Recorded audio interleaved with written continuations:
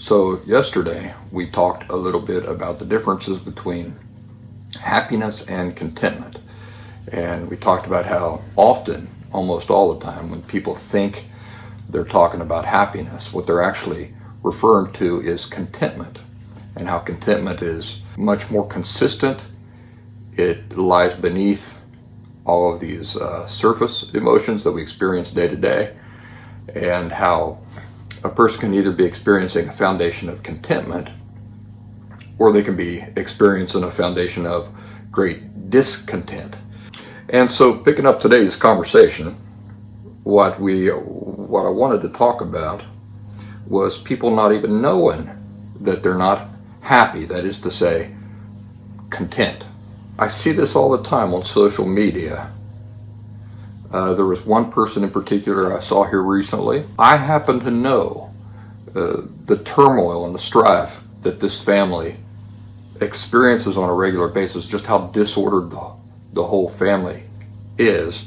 It's somebody I know.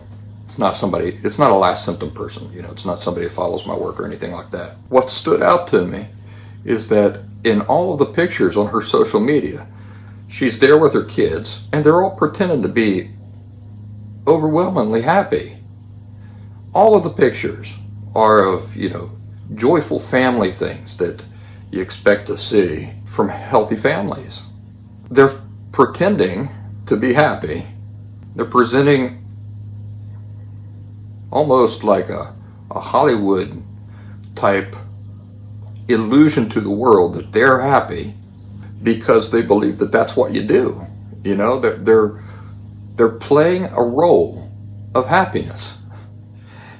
And on some level, they secretly believe that that's what real happiness, contentment, is.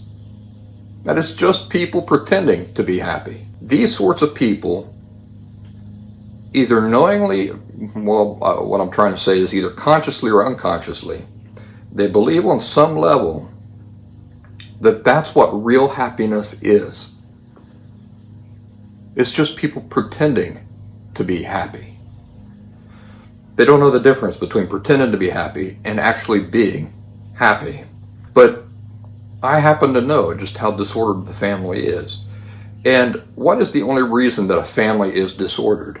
What is at the root of emotional disorders? Misery. Misery with self.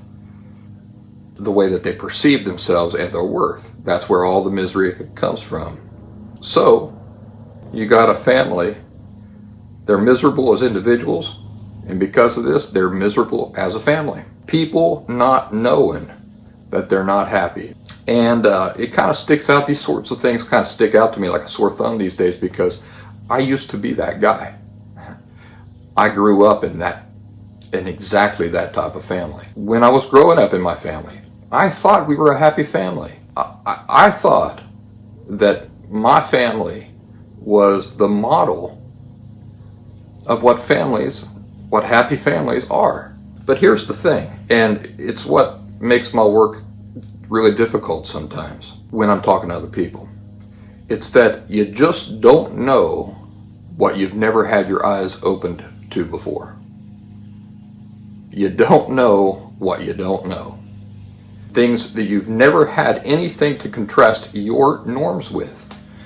So if a family believes that they're happy, if a person believes that they're happy, again, we're talking about contentment, underlying contentment, but they've never been truly happy. They've never experienced the harmonious nature of emotional health and approaching life in emotionally healthy ways, approaching relationships in emotionally healthy ways, perceiving people as people, having the right understanding of the nature of feelings and where their value, the nature of where feelings get their value, the true nature of where people as individuals get their value.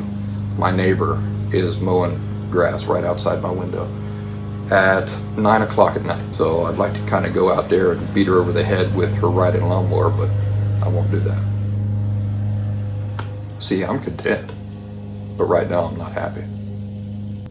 That lady, I'll tell you what, she's got a real hard on for mowing grass. It's just, She just cannot wait to get out there and mow grass any time of day, any time of the week. The grass does not even have time to grow, and I'm not kidding you. It doesn't even have time to grow.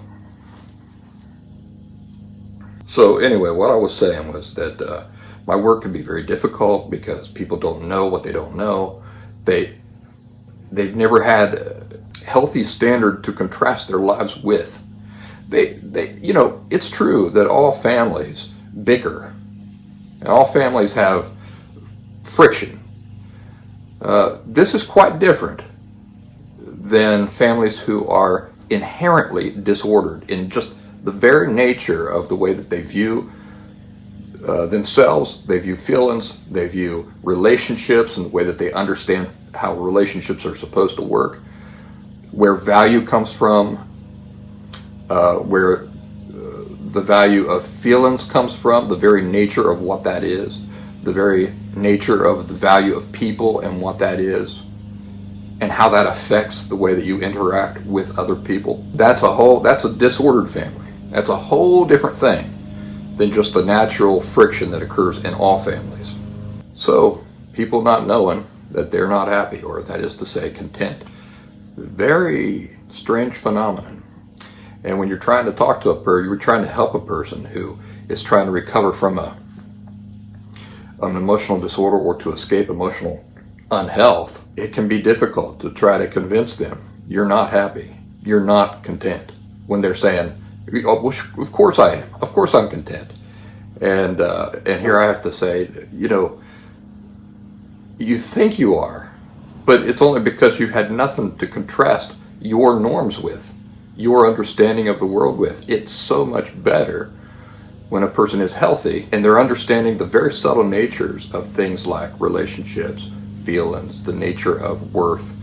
I'm kind of getting off on a rambling thing here. The lawnmower fanatic over there has just completely ruined my train of thought, but you get what I'm saying. People not knowing that they're not happy. So I wanted to have that discussion with you. It goes along with yesterday's conversation, and it's meant as an opportunity for reflection. Tomorrow, what we're going to discuss in this part 3 of this discussion about contentment or happiness is how to know if you're not really happy. Since people who are unhealthy don't have anything to contrast their idea of happiness with, or their idea of contentment with, because they've never experienced the real thing. What are some tells to help people determine if they may not be truly happy? There are some important tells. We'll talk about those tomorrow. I apologize for the unsmooth nature of this orange slice. Like I said, I have got this lawn mowing fanatic right outside my window. I can't concentrate. So we'll talk about this. We'll finish this conversation up tomorrow. We'll discuss the ways that you can tell if perhaps you only think you're happy, but you're not really happy. That is to say, content.